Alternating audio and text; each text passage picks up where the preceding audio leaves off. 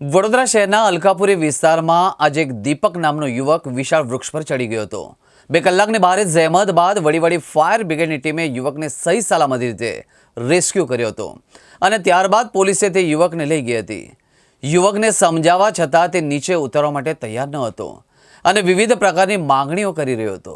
વડોદરા શહેરના અલકાપુરી વિસ્તારમાં એક યુવક મહાકાય વૃક્ષ ઉપર ચડી ગયો હતો। આજે સવારે આસપાસના લોકોએ યુવકને વૃક્ષ પર જોયો હતો, તેથી તેઓએ તુરત જ વડોદરા ફાયર વિભાગને જાણ કરી હતી, જેથી વડી ફાયર બ્રિગેડની ટીમ ઘટના સ્થળે દોડી ગઈ અને યુવકને નીચે ઉતારવા માટે રેસ્ક્યુ ઓપરેશન હાથ ધરવામાં આવ્યું હતું।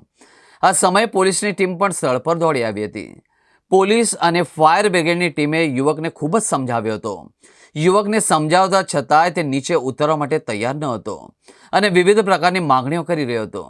તે ચા, નાસ્તો અને પાણી અને તમાકુની માગણી પણ કરતો હતો। વડોદરા ફાયર બ્રિગેડની ટીમે 2 કલાક સુધી જહેમત કરી। એ દરમિયાન ફાયર બ્રિગેડના જવાનો ઝાડ પર ચડી ગયા હતા।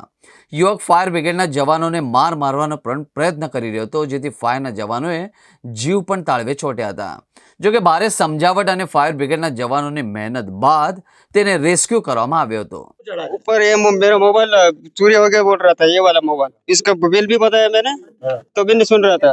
कौन नहीं सुन रहा था? कौन नहीं सुन? वो उधर वाले ये एयरपोर्ट के बोल रहा वो वाले काम देना फायर ની ટીમે ઘણી મહેનત કરી છે। ફાયર ની ટીમે સમજાવ તો ઠીક, પણ ફાયર ની ટીમ વાળા ઉપર ગયા એટલે સમજાવવાનું કે એટલે બે વાત તો છે કે ભાઈ અમુક સરકાર એવું નહીં, સરકારની એજન્સીઓનું આ જ કામ છે। ફાયર ની ટીમ ઉપર ચડે ઝાડ ઉપર, અમારી થોડું સમજાવટથી કામ પતતું હોય તો પતે।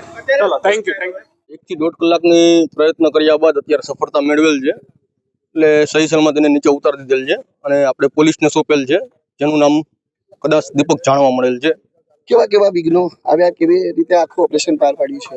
વિઘ્નો તો ઘણા બધા આવ્યા છે। જેમ એની નજીક કર્મચારીઓ જતા હતા તો એમને મારવાનો પ્રયત્ન કરતો હતો અને જેમ નજીક જાય તેમ ઉપર ચડવાનો પ્રયત્ન કરતો હતો અને અત્યારે એવી જગ્યા પર એ હતો કે ત્યાંથી નીચે આવવું પણ બહુ મુશ્કેલ હતું, એટલે આપણે બીજી ટર્નટેબલ લેડર પીચ કરી છે ત્યાં અને ત્યાંથી તેને નીચે ઉતારેલો, પરંતુ એ લેડર પર ના આવ્યો અને બાજુમાં ઝાડ પરથી જે રિસ્કી હતું ત્યાંથી જ નીચે આવ્યો, પછી એને પકડીને સહી સલામત નીચે ઉતારેલ છે।